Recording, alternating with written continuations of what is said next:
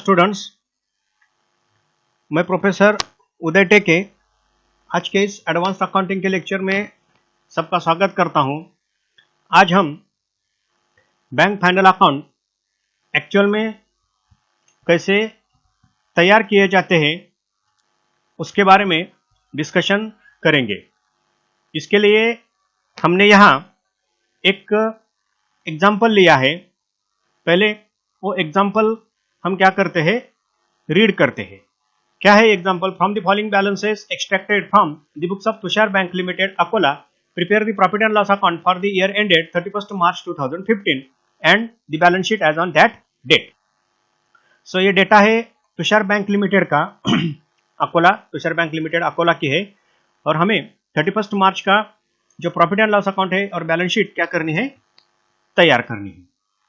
Data क्या है? Current accounts का बैलेंस है, सेविंग अकाउंट्स का बैलेंस है, फिक्स्ड एंड टाइम डिपॉजिट्स का बैलेंस है, एक्सेप्टेंसेस है, अनक्लेम्ड डिविडेंड है, डिविडेंड पेड किया है 2013-14 का, प्रॉफिट एंड लॉस अकाउंट का क्रेडिट बैलेंस है 1 अप्रैल 2015 का, रिजर्व फंड है, शेयर कैपिटल है 20,000 शेयर है 50 रुपीज ईच के, इंटरेस्ट एंड डिस्काउंट रिसीव्ड है, इंटरेस्ट पेड है, बोरिंग फ्रॉम अदर बैंक्स है, मनी एट कॉल है, देन इन्वेस्टमेंट है जिसकी मार्केट वैल्यू 62 लाख है और बुक वैल्यू है 60 लाख।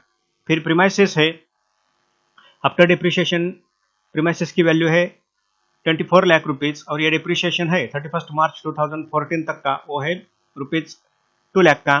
सन्डे क्रेडिटर्स है 16,000 के, बिल्स पेबल है 16 लाख के, बिल्स फॉर कलेक्शन है 2,80,000 के, सैलरीज है 1,60,000, रेंट एंड टैक्सेस है 40,000 के, ऑडिट फी है 4,000, प्रिंटिंग है, जनरल एक्सपेंसेस है, कैश इन हैंड है, कैश विथ आरबीआई है, कैश विथ अदर बैंक है, बिल्स डिस्काउंटेड एंड परचेज रहे, loans overdrafts and cash credit का बैलेंस दिया है।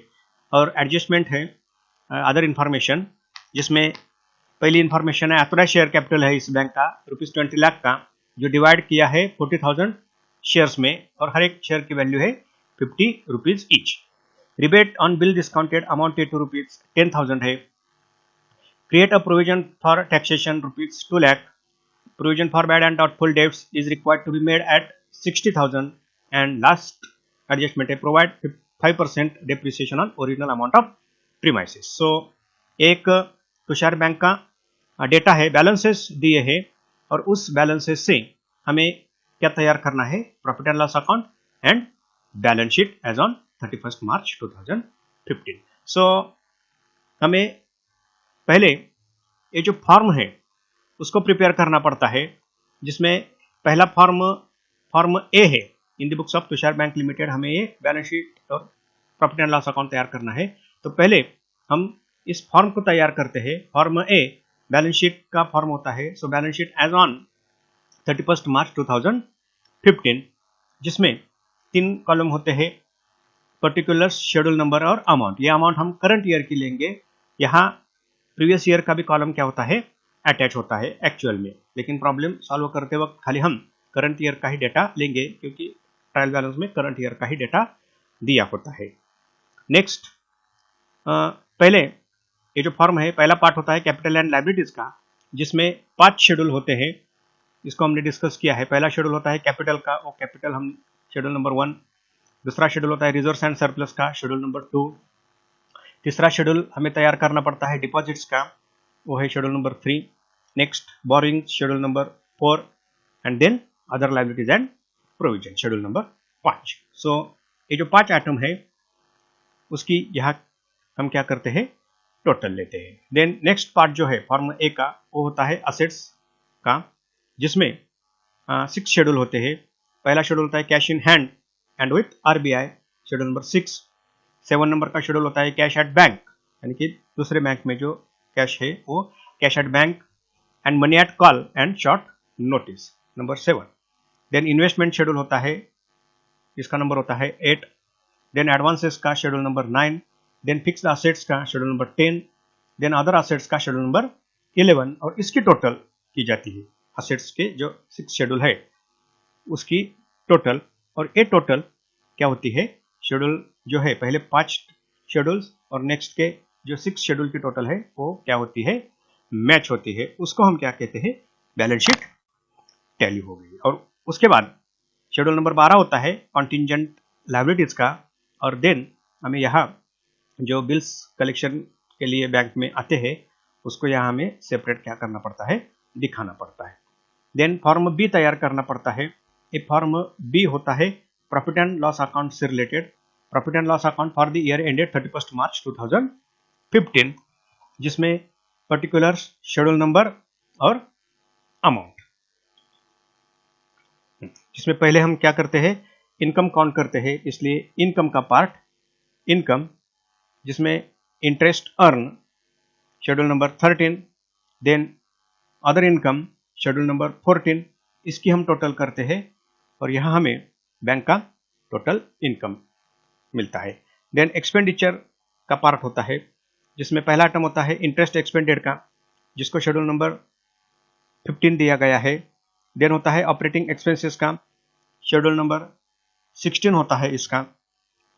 देन प्रोविजंस एंड कॉन्टिजेंसी, इसको हमें विदाउट शेड्यूल क्या करना पड़ता है, एक्सप्लेन करना पड़ता है, और उसकी जो अमाउंट है वो हम क्या करते हैं, separate as a working note count करते हैं, प्रोविजंस एंड कॉन्टिजेंसी। ये 3 आइटम एक्सपेंडिचर में क्या किए जाते हैं, कंसिडर किए जाते हैं, और इसकी टोटल यानी कि इनकम की टोटल, एक्सपेंडिचर की टोटल, और बाद में जो टोटल प्रॉफिट लॉस है, जिसमें पहले हम जो प्रॉफिट है लास्ट ईयर का वो क्या करते हैं, ब्रॉड फॉरवर्ड करते हैं, प्रॉफिट ब्रॉड फॉरवर्ड, और पहले बाद में जो करंट ईयर का प्रॉफिट है या फिर लॉस भी हो सकता है, वो हम यहाँ क्या करते हैं, नोट डाउन करते हैं। ये करंट ईयर का प्रॉफिट कैसे काउंट किया जाता है, इनकम और एक्सपेंडिचर को हम क्या करते हैं, कंपेयर करते हैं। अगर इनकम ज़्यादा होता है तो प्रॉफिट, एक्सपेंडिचर ज़्यादा होता है तो लॉस, तो ये हमें टोटल प्रॉफिट लॉस यहाँ मिलता है। और बाद में हमें क्या करना पड़ता है, जो अप्रोप्रिएशंस है वो अप्रोप्रिएशंस को हमें यहाँ दिखाना पड़ता है, जिसमें पहला एक अप्रोप्रिएशन मैंडेटरी है, कंपलसरी, स्टैट्यूटरी रिजर्व हमें तैयार करना पड़ता है। 20% ये स्टैट्यूटरी रिजर्व होता है, जो करंट ईयर का प्रॉफिट है उस करंट ईयर के प्रॉफिट का 20% हम स्टैट्यूटरी रिजर्व को ट्रांसफर करते हैं। और बाद में जो अप्रोप्रिएशंस है, जैसे कि डिविडेंड पेड किया होता है, अगर कुछ अदर रिजर्व्स है, कैपिटल रिजर्व्स वगैरह, डिविडेंड इक्वलाइजेशन रिजर्व, ऐसे कुछ अगर रिजर्व बैंक तैयार करती है तो ये रिजर्व हम यहाँ अप्रोप्रिएशन सेक्शन में क्या करते हैं, नोट करते हैं। तो इसके लिए हमने यहाँ क्या की है, ब्लैंक जगह छोड़ दी है।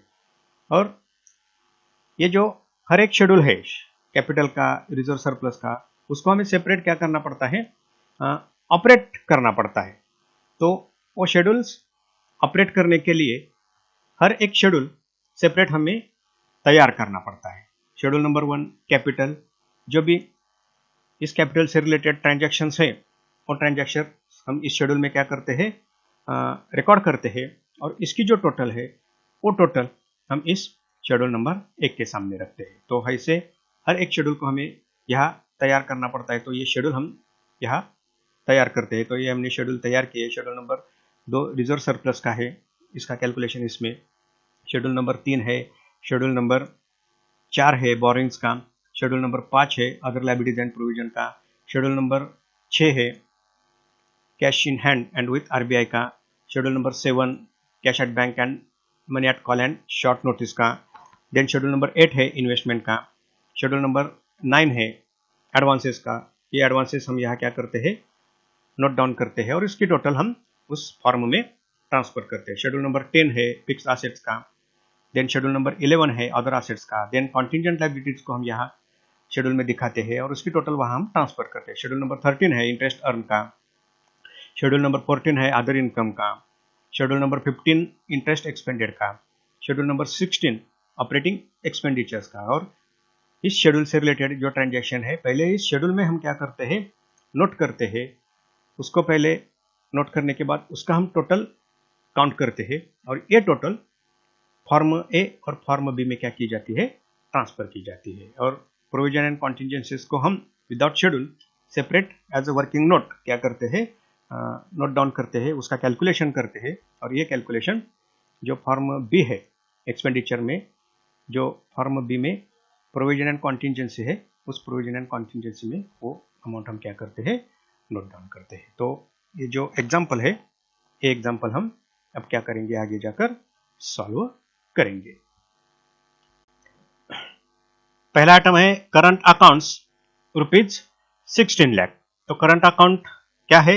एक डिपॉजिट है जो बैंक क्या करते हैं, एक्सेप्ट करते हैं। जो ट्रेडर्स होते हैं उन ट्रेडर से ये करंट अकाउंट क्या किए जाते हैं, एक्सेप्ट किए जाते हैं। सो ये डिपॉजिट है।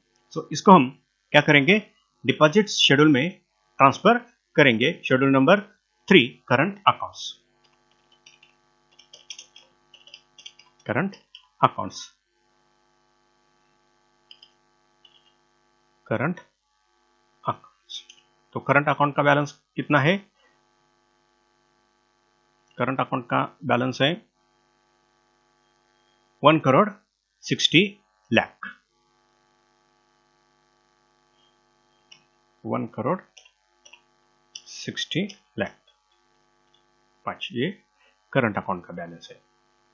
देन है सेविंग्स अकाउंट। ये जो कस्टमर्स होते हैं जनरली पब्लिक, उनसे ये बैंक क्या करती है, डिपॉजिट्स एक्सेप्ट करती है। इसका क्रेडिट बैलेंस होता है।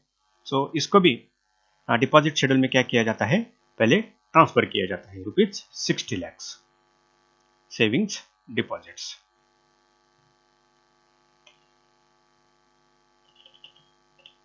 Savings deposits 60 lakh, 60 lakh rupees ये डिपॉजिट्स।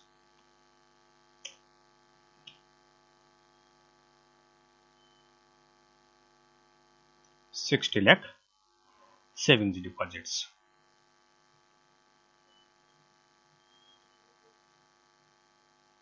देन नेक्स्ट है fixed and time deposit. So ये फिक्स्ड डिपॉजिट होते हैं 1 महीना, 2 महीने या फिर 1 साल या 1 साल से भी ज़्यादा इसका ड्यूरेशन होता है। और उसके बाद बैंक क्या करती है, ये ड्यूरेशन खत्म होने के बाद यानी कि मैच्योरिटी डेट पर ये डिपॉजिट और उसका जो इंटरेस्ट है वो बैंक कस्टमर को पेड करती है। So fix and time deposits है ₹19 lakh. So deposits, fixed and time deposits, fixed and time deposits, fixed and time deposits. So fix and time deposits की अमाउंट कितनी है, वो है 19 लाख रुपीज 19 लाख, 19 लाख रुपीज की ये डिपॉजिट्स है। देन नेक्स्ट आइटम है acceptances. Generally it is called as acceptances on behalf of customers. So ये क्या है, बैंक के जो कस्टमर्स है, कस्टमर्स के जो ट्रांजैक्शंस होते हैं यानी कि कस्टमर की जो लाइबिलिटीज होती है on behalf of customer, bank ये लाइबिलिटी क्या करती है, अपने नाम पर एक्सेप्ट करती है। तो ये बैंक की क्या है, लाइबिलिटी है। लेकिन ये एक्चुअल में लाइबिलिटी नहीं होती। ये क्या होती है, कॉन्टिजेंट लाइबिलिटी होती है। यानी कि कस्टमर अगर अपनी लाइबिलिटी यानी कि अपनी जो फाइनेंशियल ऑब्लिगेशन है, वो फाइनेंशियल ऑब्लिगेशन अगर कस्टमर फुलफिल नहीं करता तो वो फाइनेंशियल ऑब्लिगेशन बैंक क्या करती है, फुलफिल करती है। तो ये क्या होती है, कॉन्टिजेंट लाइबिलिटी होती है। सो इसको शेड्यूल नंबर 12 में क्या किया जाता है, ट्रांसफर किया जाता है। So acceptances on behalf of customer ₹4 lakh, schedule number 12 ये है acceptances. Acceptances on behalf of customers,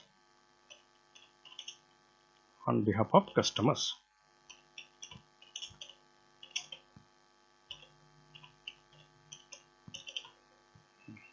amount कितनी है वो हमने देखा, ₹4 लाख की वो अमाउंट है customers, on behalf of customers. Next item है अनक्लेम्ड डिविडेंड। ये कुछ डिविडेंड की अमाउंट है जिसको क्या किया है, जो शेयर होल्डर्स है उन्होंने अभी तक क्लेम नहीं किया। यानी कि ये डिविडेंड डिक्लेयर किया है लेकिन ये डिविडेंड शेयर होल्डर ने अब तक क्या नहीं किया, विड्रॉ नहीं किया। तो ये क्या है, एक डिविडेंड की अमाउंट है जो अब तक बैंक ने कस्टमर को पेड यानी कि शेयर होल्डर को पेड नहीं की। तो ये एक्चुअल में लाइबिलिटी है। अदर लाइबिलिटी में इसको क्या किया जाता है, ट्रांसफर किया जाता है। Unclaimed dividend ₹60,000, other liabilities, unclaimed dividend, unclaimed dividend. कितनी है डिविडेंड की अमाउंट? ये 60,000 की अमाउंट है। अनक्लेम्ड डिविडेंड 60,000 बैंक को अभी तक क्या करना है? पेड करना है। देन है डिविडेंड है, ये डिविडेंड पेड किया है 13-14 का है, पिछले ईयर का। वो डिविडेंड कितना है? ₹1 लाख का। तो ये जो डिविडेंड पेड किया होता है वो डिविडेंड क्या है? आउट ऑफ प्रॉफिट उसको पेड करना पड़ता है। तो इसको कहाँ ट्रांसफर किया जाता है? जो फॉर्म बी है इस अप्रोप्रिएशन सेक्शन में, ये जो डिविडेंड पेड किया है वो डिविडेंड पेड क्या करते हैं? हम नोट करते हैं डिविडेंड पेड। 13-14 का ये डिविडेंड है। 2013-14 का ये डिविडेंड पेड किया है। ये अमाउंट कितनी है डिविडेंड की जो पेड की है? वो ₹1 लाख डिविडेंड पेड किया है, ₹1 लाख। नेक्स्ट आइटम कौन सा है? Profit and loss. ये क्रेडिट बैलेंस है प्रॉफिट एंड लॉस का, यानी कि ये प्रॉफिट है, क्रेडिट बैलेंस है तो ये प्रॉफिट है। एट द बिगिनिंग 1 अप्रैल 2015 ₹4,20,000। सो ये जो प्रॉफिट है at the beginning profit and loss account में, यानी कि फॉर्म बी में उसको क्या किया जाता है? ट्रांसफर किया जाता है। Profit brought forward. कितनी प्रॉफिट की अमाउंट है? 4,20,000। 4,20,000 is the amount of last year's profit brought forwarded। ठीक है, ये रिजर्व फंड है, यानी कि ये स्टैट्यूटरी रिजर्व है, क्रेडिट बैलेंस होता है इसका, और डायरेक्ट हम इसको शेड्यूल नंबर 2 में क्या करते हैं? ट्रांसफर करते हैं। Reserve fund, reserve fund. ठीक है, इसको हम क्या कहेंगे? ओपनिंग बैलेंस कहेंगे, ओपनिंग बैलेंस। और करंट ईयर का बैलेंस यहाँ हमें क्या करना पड़ता है? ऐड करना पड़ता है। करंट ईयर का जो प्रॉफिट है उसका 20% इसमें ऐड करना पड़ता है। तो रिजर्व फंड कितना है? ₹7 लाख। करंट ईयर का ओपनिंग बैलेंस ₹7 लाख, और इसमें ऐड हम करेंगे addition during the year.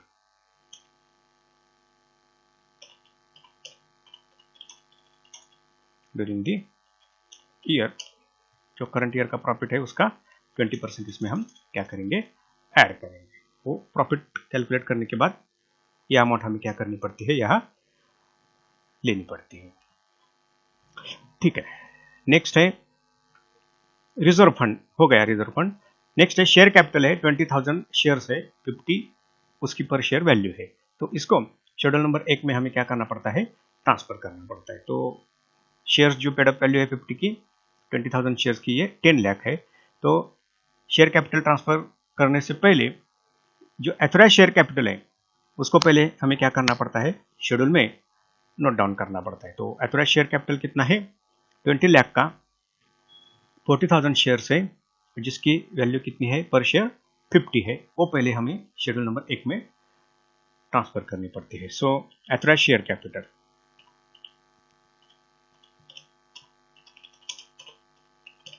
Authorised share capital. Authorised share capital कितना है? एथोराइज्ड शेयर कैपिटल है ₹20 लाख का, 40,000 शेयर्स, 20 लाख। कैलकुलेशन ऐसा है, 40,000 शेयर्स है इसके, 40,000 शेयर्स ऑफ ₹50 ईच, ये एथोराइज्ड कैपिटल है।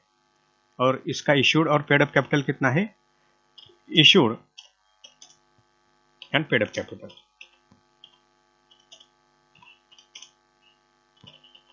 जो ट्रायल बैलेंस में दिया है वो issue and paid up capital होता है। वो कितना है? 20,000 shares, 50 each, 20,000 shares of ₹50 each, कितना है? ₹10 लाख। ₹10 लाख। सो ये जो पेड अप कैपिटल है ये एक्चुअल में शेड्यूल में आता है। ये जो अथॉराइज कैपिटल है ये क्या है, एक मैक्सिमम लिमिट है। ये अमाउंट बैंक क्या करती है, शेयर होल्डर से इशू करके as a capital bank raise कर सकती है। तो ये जो 20,000 है, ये 20,000 बैलेंस शीट में ये 20,000 नहीं आते, तो इसको क्या किया जाता है, थोड़ा यहाँ अंडरलाइन किया जाता है। ये बैलेंस शीट में अमाउंट नहीं आएगी, खाली ये जो पेड अप कैपिटल है वही पेड अप कैपिटल क्या होगा, बैलेंस शीट में आएगा। ओके, ठीक है। नेक्स्ट, सो ये शेयर कैपिटल का हो गया। अब है इंटरेस्ट एंड डिस्काउंट रिसीव्ड। जो इंटरेस्ट है या फिर जो डिस्काउंट है, इंटरेस्ट लोन पे मिलता है और डिस्काउंट जो बिल बैंक क्या करती है, डिस्काउंटिंग करती है या फिर बिल का जो परचेसिंग करती है उस पर क्या मिलता है, डिस्काउंट मिलता है। सो इंटरेस्ट एंड डिस्काउंट की अमाउंट कितनी है, ये 15 लाख। ये इंटरेस्ट एंड डिस्काउंट की अमाउंट है। जो बैंक का मेजर इनकम है इंटरेस्ट अर्न में, इसको पहले ट्रांसफर करना पड़ता है। सो इंटरेस्ट अर्न में interest and discount,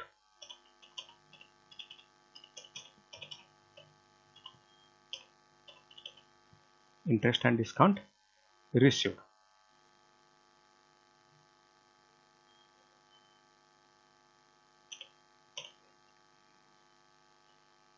interest and discount received.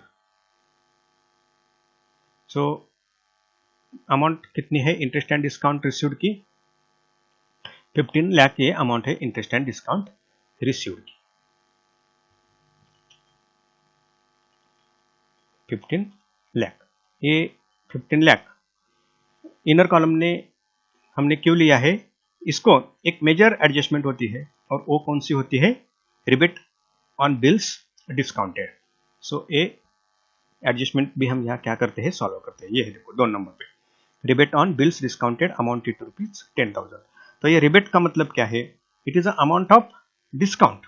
Discount क्या है, बैंक का इनकम है, हमने अभी देखा। So it is a amount of discount which is received but not related to current year but it is related to next year. यानी कि जो बिल बैंक ने डिस्काउंट किया, जिस पर बैंक ने डिस्काउंट लिया, वो बिल अगर नेक्स्ट ईयर में मैच्योर होता है तो जो डिस्काउंट बैंक को मिलता है उसमें नेक्स्ट ईयर का जो बिल मैच्योर होने वाला है उसका भी डिस्काउंट बैंक ने क्या किया होता है, लिया होता है। तो उसको at the time of preparation of final account, discount का जो इनकम हम काउंट करते हैं वो खाली करंट ईयर का काउंट करना पड़ता है। तो जो नेक्स्ट ईयर का डिस्काउंट है, अनअर्न डिस्काउंट, इसको डिस्काउंट रिसीव्ड इन एडवांस भी कहा जाता है। तो ये जो रिबेट है वो रिबेट करंट ईयर का जो डिस्काउंट है जो हमने वहां शेड्यूल नंबर 13 में लिया है उससे क्या करना पड़ता है, डिडक्ट करना पड़ता है। तो ये डिडक्ट वहां से हम करेंगे। सो ये है interest and discount received less rebate on bills discounted, less rebate on bills discounted. ये अमाउंट खाली कितनी है, 10,000 की अमाउंट है। ये 10,000 रिबेट हम यहाँ से डिडक्ट करेंगे। 10,000 डिडक्ट करने के बाद करंट ईयर का फिर इंटरेस्ट एंड डिस्काउंट कितना होता है, 14,90,000। एक करंट ईयर का क्या हो गया, डिस्काउंट और इंटरेस्ट के करंट ईयर का इनकम हो गया। ये जो अमाउंट नेक्स्ट ईयर की है, करंट ईयर में हमने एक्सेप्ट की है लेकिन ये नेक्स्ट ईयर से रिलेटेड है, तो इसको हमें क्या करना पड़ता है, जब तक हम करंट ईयर को चार्ज नहीं करते, ट्रांसफर नहीं करते, तब तक ये इस साल की क्या होती है, बैंक की लायबिलिटी होती है। तो इसको क्या करना पड़ता है, लायबिलिटी में जो शेड्यूल नंबर 5 है, 5 नंबर शेड्यूल में इसको क्या करना पड़ता है, ट्रांसफर करना पड़ता है। कौन सा है 5 नंबर का schedule, other liabilities and provisions, rebate on bills discounted. कितनी अमाउंट है ये, 10,000 की, रिबेट ऑन बिल्स डिस्काउंटेड ये 10,000 करंट ईयर की क्या है, ये लायबिलिटी है। एक इंपॉर्टेंट एडजस्टमेंट होती है। क्या किया जाता है, जो रिबेट ऑन बिल डिस्काउंटेड की एडजस्टमेंट है, जितनी भी ये रिबेट की अमाउंट है, करंट ईयर का जो डिस्काउंट है उसमें से ये क्या की जाती है, डिडक्ट की जाती है, और 5 नंबर शेड्यूल में करंट ईयर की लायबिलिटी होती है, इसलिए अदर लायबिलिटीज में उसको ट्रांसफर किया जाता है शेड्यूल नंबर 5 में। देन है इंटरेस्ट पेड किया है, कितना पेड किया है, ₹4 लाख का। सो इंटरेस्ट पेड किया है, एक्सपेंडिचर है, तो पहले इसको इंटरेस्ट एक्सपेंडेड में यानी कि शेड्यूल नंबर 15 में उसको हम क्या करेंगे, ट्रांसफर करेंगे। इंटरेस्ट पेड किया है, इंटरेस्ट पेड कितनी अमाउंट है जो इंटरेस्ट पेड किया है, वो अमाउंट इंटरेस्ट पेड की है ₹4 लाख की, तो उसको हम यहाँ क्या करेंगे, काउंट करेंगे ₹4 लाख। इंटरेस्ट पेड किया है ₹4 लाख। देन और क्या किया है, एक्सपेंडिचर है बोरिंग्स फ्रॉम अदर बैंक्स। सो ये बोरिंग्स किया है इस बैंक ने, तुषार बैंक ने, जो अदर बैंक है उस बैंक से कुछ अमाउंट ली है, उसको क्या कहा जाता है, बोरिंग्स। इसका क्रेडिट बैलेंस होता है 14 लाख। सो ये लायबिलिटी है शेड्यूल नंबर 5 में, उसको हम क्या करेंगे, ट्रांसफर करेंगे। Borings from other banks, borrowings from other bank.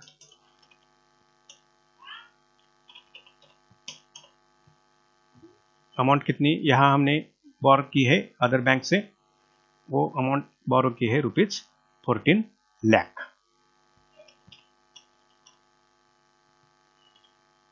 Borings from other bank 14 lakh. Okay, next item है मनी एट कॉल ₹6 लाख। इसका डेबिट बैलेंस होता है, ये अमाउंट बैंक ने कस्टमर को दी है, जिसको एट कॉल बैंक क्या करती है, कस्टमर से डिमांड कर सकती है, मांग सकती है, तो इसको क्या कहा जाता है, मनी एट कॉल। ये ₹6 लाख है, जिसको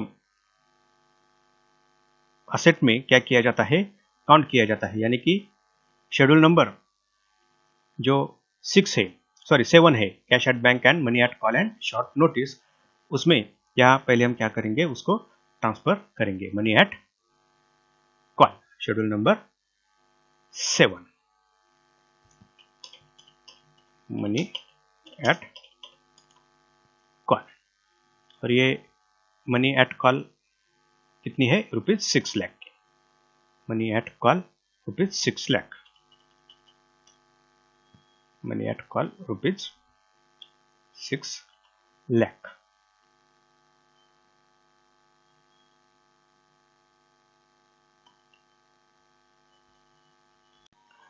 नेक्स्ट आइटम है इन्वेस्टमेंट। मार्केट वैल्यू है 62 लाख और बुक वैल्यू है 60 लाख। तो इन्वेस्टमेंट है, इसका डेबिट बैलेंस होता है, बैलेंस शीट के असेट साइड पे जो इन्वेस्टमेंट का शेड्यूल है, उस इन्वेस्टमेंट के शेड्यूल में इसको पहले हम क्या करेंगे, ट्रांसफर करेंगे। Investment ₹60 lakh, investment schedule number 8, investment book value है ₹60 लाख, और इसकी जो मार्केट वैल्यू है उसको ब्रैकेट में लिखते हैं, market value 62 lakh market value है, 62 lakh market value, investment 60 lakh. Next premises है, बुक वैल्यू है 24 लाख और आफ्टर डिप्रिसिएशन प्रीमाइसेस की अमाउंट दी है। सो डिप्रिसिएशन जो है 31 मार्च 2014 तक का, वो डिप्रिसिएशन है ₹2 लाख। तो पहले प्रीमाइसेस फिक्स्ड एसेट है, उसको हम शेड्यूल नंबर 10 फिक्स्ड एसेट का वहां ट्रांसफर करते हैं प्रीमाइसेस।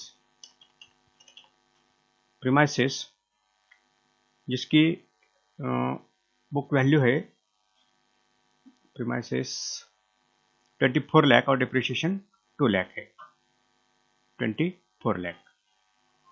प्रीमाइसेस 24 लाख। अब प्रीमाइसेस है, फिक्स्ड एसेट है, तो इसका डिप्रिसिएशन होता है। वो जो डिप्रिसिएशन है वो डिप्रिसिएशन यहाँ चार्ज करना पड़ता है।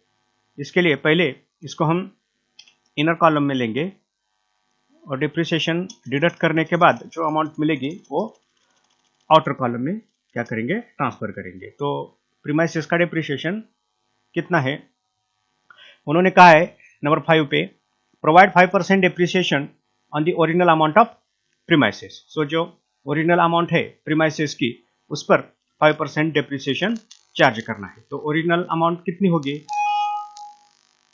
यहाँ देखो क्या कहा है, प्रीमाइसेस की बुक वैल्यू है 24 लाख और ये बुक वैल्यू कैसे यहाँ कैलकुलेट करके दी है, आफ्टर डिप्रिसिएशन अप टू 31 मार्च 2014, यानी कि 31 मार्च 2014 का जो डिप्रिसिएशन है ₹2 लाख का, वो डिडक्ट करके आफ्टर डिप्रिसिएशन वो डिप्रिसिएशन चार्ज करके ये वैल्यू है। सो हमें डिप्रिसिएशन जो चार्ज करना है वो ओरिजिनल अमाउंट पे क्या करना है, चार्ज करना है।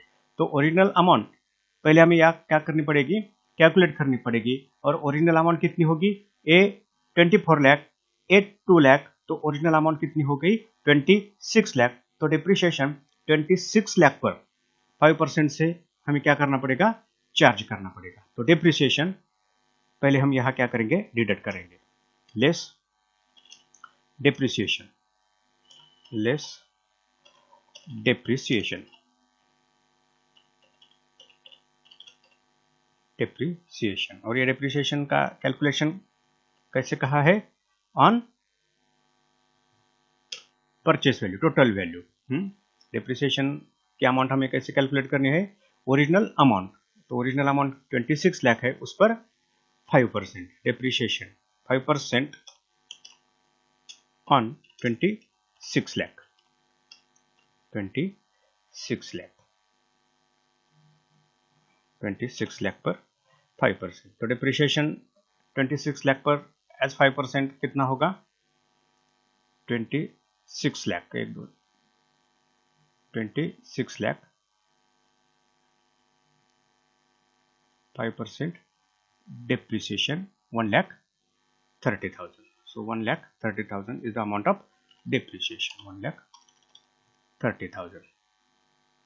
ये अमाउंट डिप्रिसिएशन की यहाँ से हम प्रीमाइसेस से क्या करेंगे, डिडक्ट करेंगे। तो अमाउंट कितनी होगी, बैलेंस में 22,70,000, 22,70,000 ये अमाउंट अब क्या होगी, बैलेंस में दिखेगी। तो ये जो डिप्रिसिएशन हमने चार्ज किया वो ओरिजिनल वैल्यू पे हमने चार्ज किया है। ओरिजिनल वैल्यू कितनी होगी, 26 लाख, ये ओरिजिनल वैल्यू होगी। ये 26 लाख ओरिजिनल वैल्यू हमने कैसे कैलकुलेट की, ये जो प्रीमाइसेस का बैलेंस है लास्ट ईयर का, सॉरी करंट ईयर का, जो एट द 31 मार्च 2015 को ये 24 लाख है और लास्ट ईयर तक डिप्रिसिएशन कितना था, 2 लाख। तो ये हमने यहाँ ऐड किया और हमें ओरिजिनल वैल्यू हमने क्या की है, कैलकुलेट की है। तो ये ओरिजिनल वैल्यू हो गई 26 लाख, उस पर 5% डिप्रिसिएशन वो हो गया 1,30,000 और ये डिप्रिसिएशन डिडक्ट करने के बाद प्रीमाइसेस की जो वैल्यू है 31 मार्च 2015 को, वो अब कितनी होगी, 22,70,000। सो ये जो डिप्रिसिएशन है, ये डिप्रिसिएशन बैंक का क्या है, एक्सपेंडिचर है। ऑपरेटिंग एक्सपेंडिचर में ये डिप्रिसिएशन प्रीमाइसेस का क्या किया जाता है, ट्रांसफर किया जाता है। तो ये डिप्रिसिएशन हम ऑपरेटिंग एक्सपेंसेस में क्या करेंगे, ट्रांसफर करेंगे। डिप्रिसिएशन, डिप्रिसिएशन ऑन प्रीमाइसेस कितना है, 1,30,000 is the amount of depreciation on premises. So A premises का डिप्रिसिएशन भी हमने यहाँ कैलकुलेट किया। अब नेक्स्ट अमाउंट कौन सी है, sundry creditors. Sundry creditors trial balance है, उसका क्रेडिट बैलेंस होता है और वो शेड्यूल नंबर 5 में इसको क्या किया जाता है, ट्रांसफर किया जाता है। So sundry creditors 60,000, schedule number 5, sundry creditors, sundry creditors 60,000। Schedule number 5 में जनरल क्रेडिटर्स है बैंक के। नेक्स्ट है बिल्स पेबल, ये भी शेड्यूल नंबर 5 में ही ट्रांसफर किया जाता है। तो ये बिल्स पेबल की अमाउंट कितनी है, 16 लाख की। Bills payable, bills payable 16 lakh, 16 lakh is the amount of bills payable.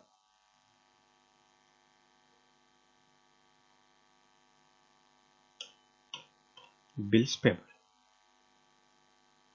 16 lakh. Next क्या है, बिल्स फॉर कलेक्शन। तो ये बिल्स फॉर कलेक्शन है, ट्रायल बैलेंस में दिया है, लेकिन इसका डेबिट भी बैलेंस होता है एज वेल एज इसका क्रेडिट भी बैलेंस होता है। तो इसको बैलेंस शीट के फॉर्मेट में ही एक लास्ट का एटम है कॉन्टिजेंट लायबिलिटी के नीचे, यहाँ इसको क्या किया जाता है, डायरेक्ट इसका पोस्टिंग किया जाता है। तो बिल्स फॉर कलेक्शन है 2,80,000, बिल्स फॉर कलेक्शन 2,80,000, 2,80,000। यानी कि ये बिल्स बैंक ने for the purpose of collection क्या किए हैं, एक्सेप्ट किए हैं। कलेक्शन होने के बाद ये बिल्स जिसके भी होंगे उसको ये बैंक क्या करती है, पेड करती है। तो एक बाजू में ये असेट्स भी रहते हैं और कलेक्शन है, और एक बाजू में कलेक्शन होने के बाद उसको बैंक को क्या करना पड़ता है, पेड भी करना पड़ता है। तो ये क्या है, दूसरी साइड से ये लायबिलिटी भी होती है। तो इसको क्या किया जाता है, बैलेंस शीट के फॉर्म ए में लास्ट को इसको स्पेसिफिक क्या किया है, सेपरेट इसको जगह दी है, वहां उसको क्या किया जाता है, डायरेक्ट पोस्ट किया जाता है बिल्स फॉर कलेक्शन। नेक्स्ट है सैलरी, रेंट, ऑडिट फी, प्रिंटिंग, जनरल एक्सपेंसेस। ये जो एटम है, ये सभी एटम क्या है, बैंक के ऑपरेटिंग एक्सपेंडिचर्स है, और उसको ऑपरेटिंग एक्सपेंसेस में क्या किया जाएगा, पहले उसको हम पोस्ट करेंगे। तो सैलरी 1,60,000, पहला आइटम ऑपरेटिंग एक्सपेंडिचर में सैलरी होता है। तो सैलरी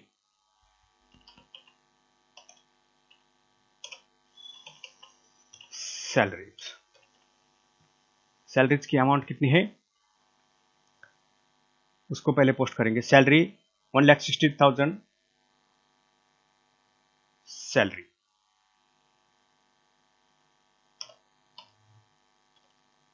1,60,000। देन है रेंट एंड टैक्सेस,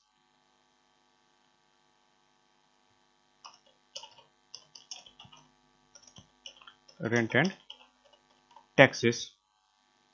इस रेंट एंड टैक्सेस की अमाउंट है 40,000,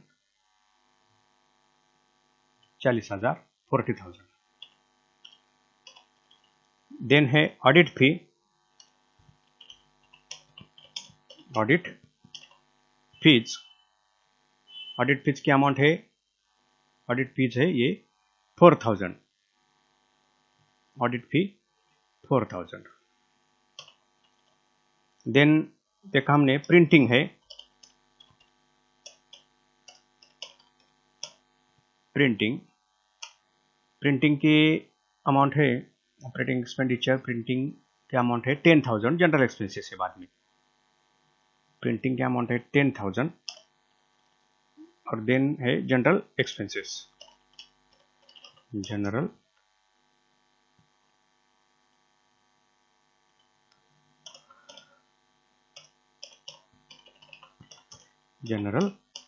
एक्सपेंसेस। जनरल एक्सपेंसेस की अमाउंट है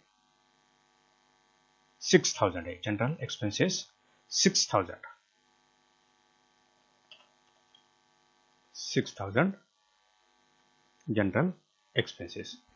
इस तरह ये ऑपरेटिंग एक्सपेंडिचर 1 by 1 थे, 1 by 1 हमने उसको पोस्ट किया। देन है कैश इन हैंड, असेट है, बैलेंस शीट के असेट साइड का जो पहला शेड्यूल है cash in hand, schedule number 6, वहां उसको पहले पोस्ट किया जाता है, cash in hand, cash in hand. Bank के कैश में इतनी कैश है 1,20,000 cash in hand.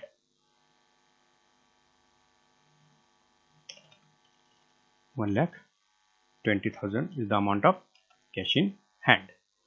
Then next item है कैश विथ आरबीआई।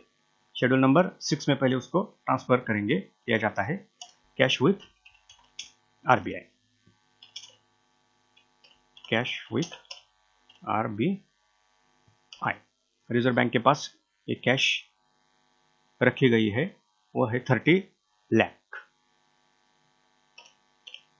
30 लाख ये अमाउंट है रिजर्व बैंक के पास। देन है कैश विथ अदर बैंक। तो ये जो बैंक है तुषार बैंक ने जो अदर बैंक है उस बैंक के पास एक अमाउंट रखी है। वो अमाउंट कितनी है कैश विथ अदर बैंक? वो है 26 lakh. Cash with RBI schedule number 7 में उसको ट्रांसफर किया जाता है, money at call and cash at bank. So cash with other bank, cash with other bank. तो अदर बैंक के पास कैश कितनी है 26 लाख।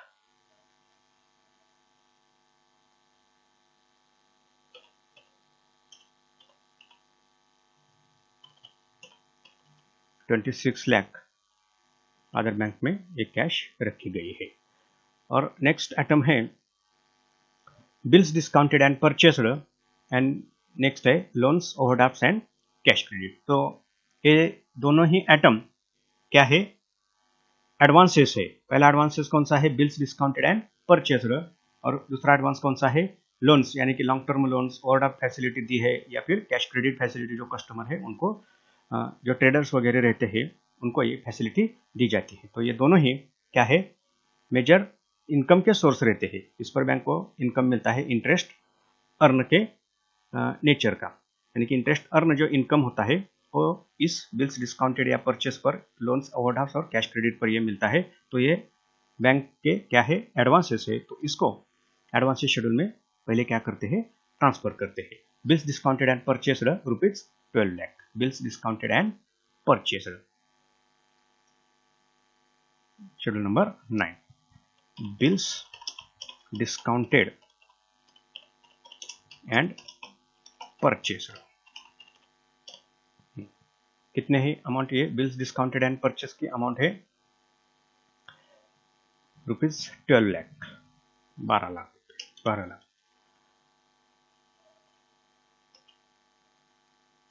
ये हो गए बिल्स डिस्काउंटेड एंड परचेस्ड। और नेक्स्ट एक मेजर एडवांस है वो है loans overdrafts and cash credits. Loans overdrafts and cash credit.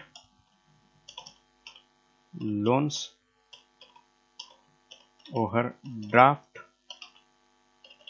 And cash credit.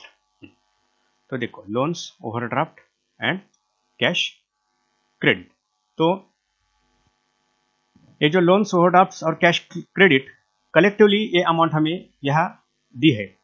तो इसको कैसे पोस्ट किया जाता है कि पहले यहाँ क्या करो समझना यहाँ जरूरी है। तो इसको पोस्ट कैसे किया जाता है, अगर एग्जाम्पल में एडजस्टमेंट में अगर बैड डेब्ट्स दिए हैं या फिर reserve for bad debts example में एडजस्टमेंट में अगर दिए हैं, तो डायरेक्ट ये बैड डेब्ट्स और आरडीडी जो अमाउंट है वो डिडक्ट करने के बाद ये लोन्स ओवरड्राफ्ट और कैश क्रेडिट की अमाउंट यहाँ क्या की जाती है पोस्ट की जाती है। यहाँ ऐसे क्यों पोस्ट किया जाता है, जब हमने थ्योरेटिकली देखा रिजर्व फॉर बैड डेब्ट्स या फिर प्रोविजन फॉर बैड डेब्ट्स या फिर एक्चुअली बैड डेब्ट उसको डिस्क्लोज करना फाइनेंशियल अकाउंट में ये बैंक को मस्ट नहीं होता, कंपलसरी नहीं होता। तो बैंक इसको क्या कर सकती है हाइड कर सकती है। तो हाइड करने के लिए इसको हम क्या करते हैं जो डायरेक्ट ट्रीटमेंट है वो डायरेक्ट ट्रीटमेंट यहाँ दी जाती है। तो डायरेक्ट ट्रीटमेंट हम यहाँ देंगे क्या है create provision for taxation, sorry next है नंबर 4 पे provision for bad and doubtful debts कितनी हमें मेंटेन करनी है 60,000। तो अब इसको डायरेक्ट पोस्ट करने के बाद जो अमाउंट बचती है इस लोन्स ओवरड्राफ्ट और कैश क्रेडिट की वही अमाउंट हम शेड्यूल नंबर एडवांसेस में लेंगे। तो ये अमाउंट कितनी है 1 करोड़ 40 लाख। तो 1 करोड़ 40 लाख से हम 60,000 क्या करेंगे, डिडक्ट करेंगे। तो कितनी होगी, 40 लाख से अगर 60,000 जाते हैं तो कितनी अमाउंट बचती है, 1 करोड़ 39 लाख 40,000। डायरेक्ट यहां डिडक्शन करके 1 करोड़ 39 लाख 40,000, ये अमाउंट क्या होगी, लोन्स कैश क्रेडिट और ओवरड्राफ्ट की होगी। और ये जो प्रोविजन फॉर बैड डेब्ट्स है, इसको प्रॉफिट एंड लॉस अकाउंट में ये जो प्रोविजन एंड कॉन्टिजेंसी है, इस प्रोविजन एंड कॉन्टिजेंसी के तहत इसको यहाँ हम क्या करते हैं, एक्सपेंडिचर में काउंट करते हैं। तो ये जो प्रोविजन एंड कॉन्टिजेंसी है, हम प्रोविजन एंड कॉन्टिजेंसी में पहले इसको क्या करेंगे, काउंट करेंगे। ये देखो प्रोविजन एंड कॉन्टिजेंसी। तो पहली प्रोविजन क्या है, प्रोविजन फॉर बैड डेब्ट्स। कितनी प्रोविजन हमें करनी है, 60,000 की ये प्रोविजन यहाँ हमें करनी है, 60,000। तो इसके दो इफेक्ट हो गए। पहला इफेक्ट, हमने लोन को क्या किया, डायरेक्ट डिडक्ट करके लोन को हमने क्या किया है, काउंट किया है। और दूसरा इसका इफेक्ट क्या है, इससे बैंक का जो इनकम है वो इनकम कम होता है, यानी कि इससे बैंक का जो लॉस है वो लॉस क्या होता है, बढ़ता है। तो लॉस बढ़ाने के लिए इसको हमने क्या किया है, प्रोविजन एंड कॉन्टिजेंसी में उसको हमने काउंट किया है। अब ये प्रोविजन एंड कॉन्टिजेंसी हम एक्सपेंडिचर में, जब हम प्रॉफिट निकालते हैं तब एक्सपेंडिचर में इसको हम क्या करेंगे, काउंट करेंगे। तब ऑटोमेटिकली ये जो प्रोविजन है बैड डेब्ट्स की, एक्सपेंडिचर में क्या की जाएगी, काउंट की जाएगी। इस तरह इसके क्या हो गए, दो इफेक्ट हो गए। नेक्स्ट, ठीक है। तो ये जो ट्रायल बैलेंस है, वो ट्रायल बैलेंस को हमने पोस्ट किया है।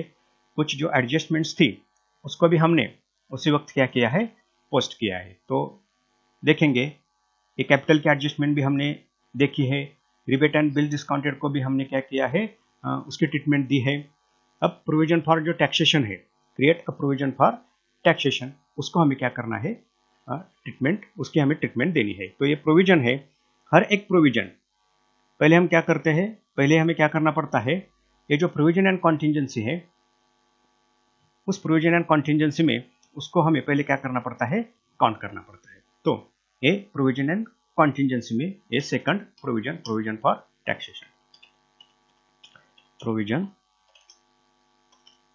For taxation, provision for taxation.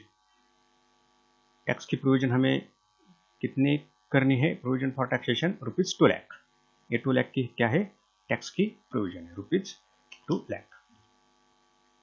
ये ₹2 लाख प्रोविजन फॉर टैक्सेशन। अब ये टैक्स की प्रोविजन ऑटोमेटिकली एक्सपेंडिचर में हम क्या करेंगे, ट्रांसफर करेंगे। जब इसकी टोटल करेंगे तो ये provision for provision and contingency में इसको हम क्या करेंगे, एक्सपेंडिचर में ट्रांसफर करेंगे। अब ये प्रोविजन तो हो गई।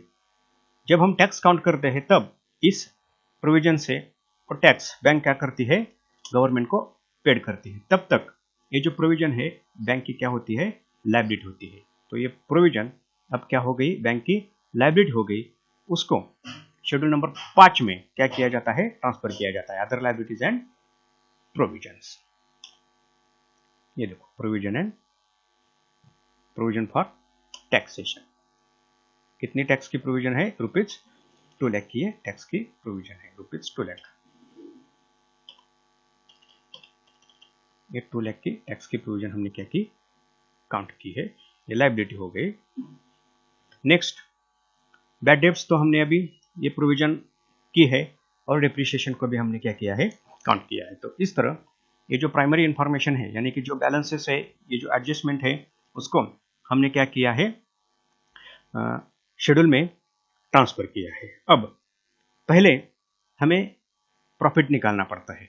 तो प्रॉफिट निकालने के लिए जो प्रॉफिट एंड लॉस अकाउंट से रिलेटेड शेड्यूल से, उसकी पहले हमें क्या करनी पड़ती है, टोटल करनी पड़ती है। और वो टोटल प्रॉफिट निकालने के लिए जो हमने प्रॉफिट एंड लॉस अकाउंट का स्टेटमेंट तैयार किया है, यानी कि फॉर्म बी, उस फॉर्म बी में हर एक शेड्यूल की टोटल क्या की जाती है, ट्रांसफर की जाती है।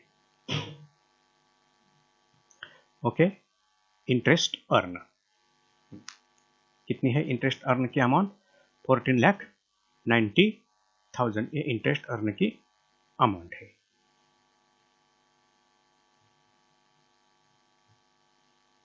$14,90,000 ये टोटल हो गए।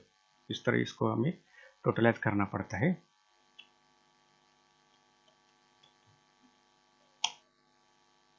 इसकी टोटल होगी 14,90,000। सो 14,90,000 इंटरेस्ट अर्न, 14,90,000। देन है अदर इनकम। अदर इनकम की अमाउंट कितनी है? अदर इनकम यहाँ नील है, अदर इनकम नहीं। ओके, अदर इनकम यहाँ दिया ही नहीं, तो इसको नील करेंगे, अदर इनकम नील। ओके, तो टोटल इनकम कितना हो गया? 14,90,000। ये हो गई इनकम की टोटल। अब एक्सपेंडिचर, पहला एक्सपेंडिचर है इंटरेस्ट एक्सपेंडेड। तो इंटरेस्ट एक्सपेंडेड कितना है? ₹4 लाख। कॉपीज की टोटल की जाती है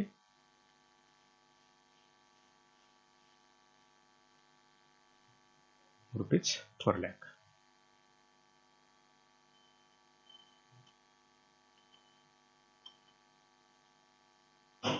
₹4 lakh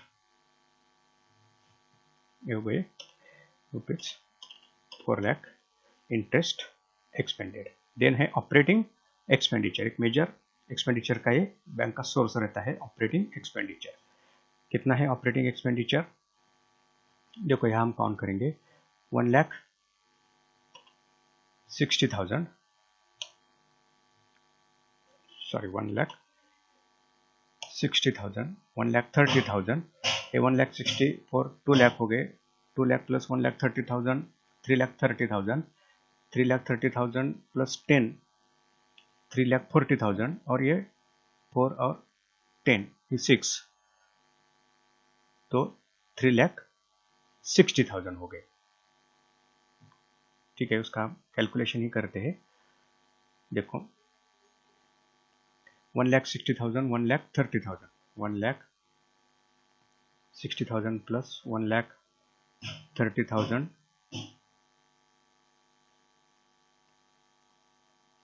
plus 40,000 plus 4,000 plus 10,000 plus 6,000, तो 3,50,000 ये अमाउंट हो गए। Operating expenditure 3,50,000, 3,50,000।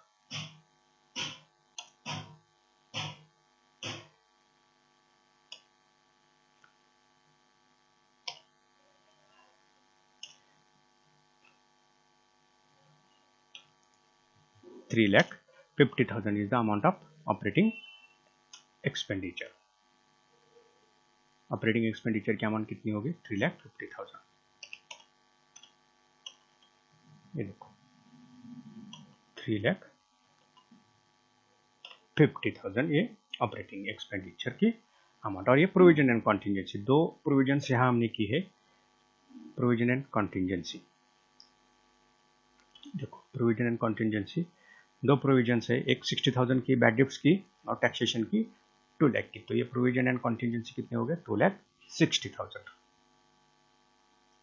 2,60,000 ये प्रोविजन एंड कॉन्टिजेंसी। तो ये हो गए टोटल एक्सपेंडिचर। अब देखो इसकी टोटल कितने? ये 4 लाख, ये 3 लाख, ये 2 लाख, 4,37,729, और ये 10,10,000 हो गए। 10,10,000 ये एक्सपेंडिचर हो गया। Okay, 10,10,000 expenditure. अब देखो ये इनकम 14,90,000 और एक्सपेंडिचर 10,10,000। तो इनकम क्या है? ज़्यादा है। 14,90,000, 14 में से 10 गए, कितने बचे? 4 बचे, और 19 में से 10 गए, कितने बचे? 8 बचे, 80 बचे। तो 4,80,000 एक क्या हो गया? करंट ईयर का प्रॉफिट। 4,80,000 80,000 ये करंट ईयर का प्रॉफिट। काउंट करते हैं, कैलकुलेशन करते हैं। देखो 14,90,000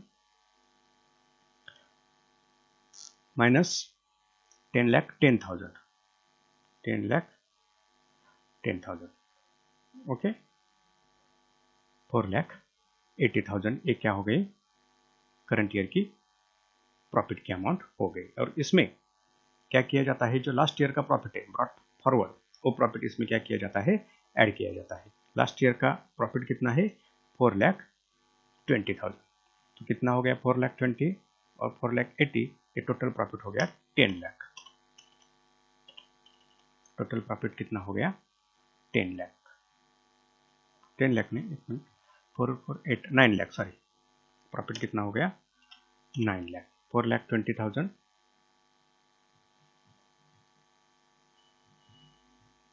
प्लस 4,80,000 कितना 9 लाख रुपीज, ये टोटल प्रॉफिट हो गया। अब क्या करते हैं, जो अप्रोप्रिएशंस है वो अप्रोप्रिएशंस हमें करने पड़ते हैं। तो डिविडेंड तो ट्रायल बैलेंस में दिया था, वो हमने पेड किया।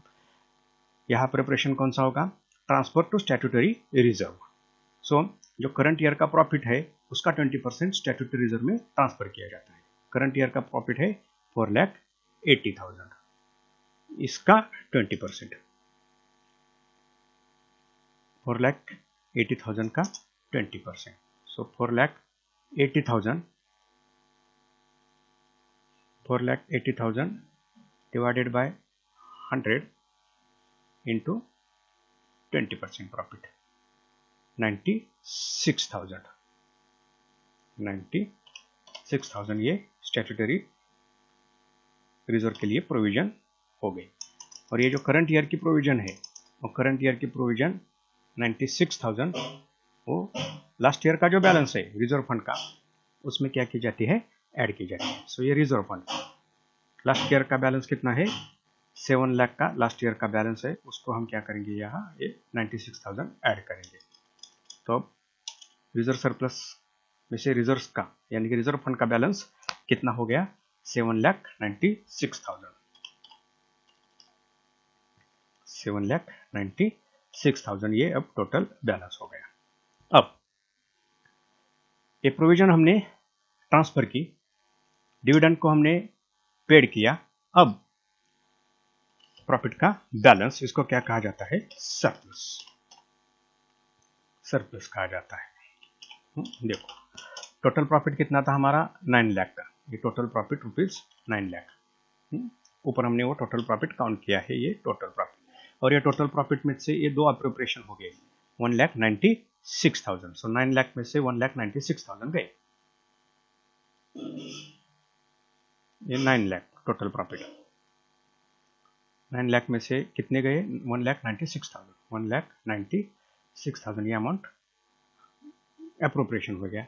तो बची कितनी, 7,04,000, 7,04,000, 7,04,000 ये क्या हो गया, सरप्लस हो गया, बैलेंस ऑफ प्रॉफिट। ये जो सरप्लस है उसको कहाँ ट्रांसफर किया जाता है, शेड्यूल नंबर 2 में सरप्लस को ट्रांसफर किया जाता है। देखो रिजर्व एंड सरप्लस, ये सरप्लस, सरप्लस कितना सरप्लस है, ये सरप्लस 7,04,000।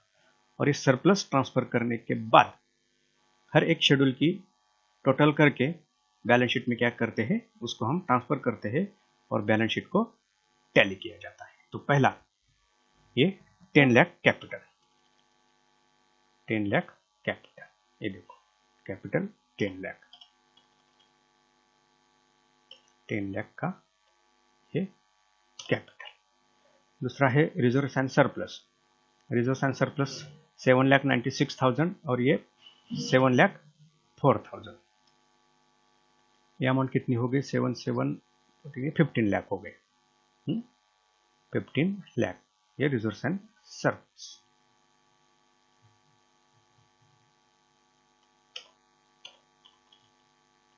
तो 15 लाख रिजर्व एंड सरप्लस। ये 15 lakh reserve and surplus. Deposits कितने हैं? 3 डिपॉजिट्स है, 1 करोड़ 60 लाख, 1 करोड़ 60 लाख, 1 करोड़ 60 लाख प्लस 60 लाख और ये प्लस 19 लाख, 19 लाख। अमाउंट कितनी हो गई? 2 crore 39 lakh, 2 crore 39 lakh.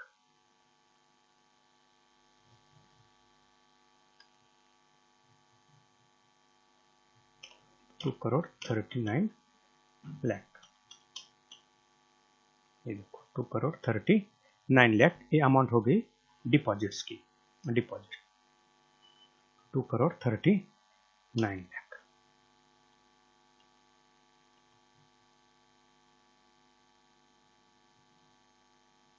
Two crore 39 lakh. Next borrowings. Borrowings की अमाउंट कितनी है? 1 लाख, सॉरी 14 लाख, ये बोरोइंग्स की अमाउंट है, 14 लाख ये बोरोइंग्स की अमाउंट है। Borrowings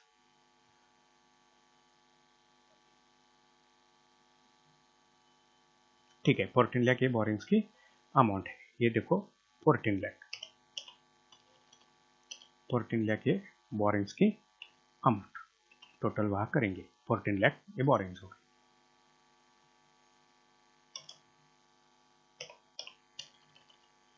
$14 lakh borrowings। Next schedule number 5, other liabilities and provisions. ये देखो अदर लाइबिलिटीज एंड प्रोविजंस। कितने अदर लाइबिलिटीज एंड प्रोविजंस? देखो 60,000, 10,000, 60,000, 1,30,000, 1,30,000 प्लस 16 लाख 17 लाख 30,000 और ये 19 लाख 30,000। ये 2 लाख हम ऐड करेंगे तो ये 2 लाख ऐड करने के बाद 19 लाख 30,000। सो टोटल कितनी हो गई? 19 लाख 30,000, 19 लाख 30,000 ये टोटल। ये देखो other liabilities and provision 19 lakh 30,000 ये हो गई इसकी टोटल। तो ये 5 शेड्यूल की टोटल। अब cash in hand with RBI. देखो cash in hand and with RBI. Cash in hand 1,20,000, RBI 30 lakh, तो कितनी हो गई? 31,20,000, 31,20,000 टोटल, 31,20,000। ये देखो 31,20,000, 31,20,000। Next cash at bank and money at call and short notice 26 lakh and 6 lakh. Amount कितनी हो गई? 32 लाख। ये हो गई 32 लाख टोटल, 32 लाख। ये देखो यहाँ 32 लाख ट्रांसफर करेंगे, 32 लाख। ठीक है, उसके बाद इन्वेस्टमेंट। इन्वेस्टमेंट की अमाउंट क्या है? इन्वेस्टमेंट एक ही है, 60 लाख रुपए की इन्वेस्टमेंट है, 60 लाख। ये देखो 60 लाख। एडवांसेस, 2 टाइप्स के एडवांसेस है।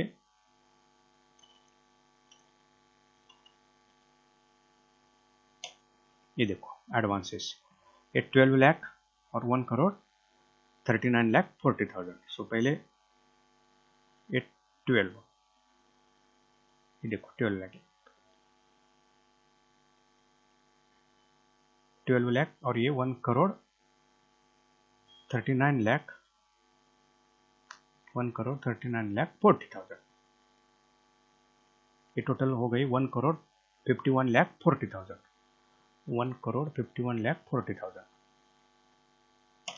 1 करोड़ 41 लाख, देखो 1 करोड़ 51 लाख 40,000, 1 करोड़ 51 लाख 40,000।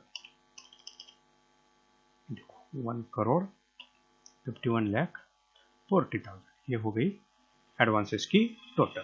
कॉपी करेंगे, यहाँ ट्रांसफर करते हैं एडवांसेस। ये मेजर बैंक की असेट रहती है एडवांसेस। देन है फिक्स्ड असेट्स। फिक्स्ड असेट्स है 22,70,000, 22,70,000। एक ही असेट है 22,70,000। देन है अदर असेट्स। यहाँ अदर असेट्स नहीं है, नील। अदर असेट्स नील। देखो अदर असेट्स नील। अब इसकी हम क्या करेंगे, टोटल करेंगे। और ये कॉन्टिजेंट लायबिलिटी है, एक कॉन्टिजेंट लायबिलिटी है यहाँ, और वो है 4 लाख की। ये देखो contingent liability 4 lakh, contingent liability 4 lakh. Okay, ठीक है। अब देखो ये असेट्स, सॉरी ये लायबिलिटीज और ये असेट्स, इसकी हम क्या करेंगे, अब टोटल करेंगे। देखो पहले 10 लाख, कैलकुलेटर ही इस्तेमाल करते हैं। देखो 10 lakh, 10 lakh plus 15 lakh, 15 lakh,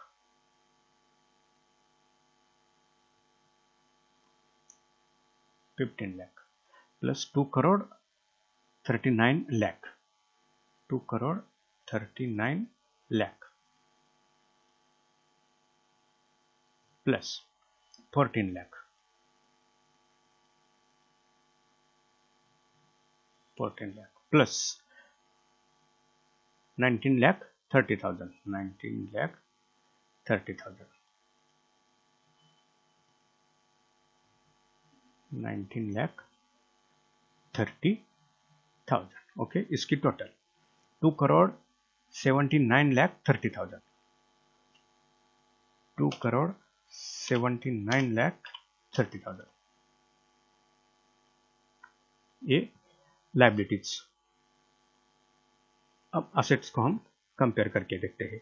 31 lakh 20,000, 31 lakh 20,000, 31 lakh 20,000 plus 32 lakh, 32 lakh plus 60 lakh, 60 lakh plus 1 crore 51 lakh 40,000, 1 crore 51 lakh 40,000 plus 22 lakh 70,000, 22 lakh 70,000। ये हो गई एसेट्स।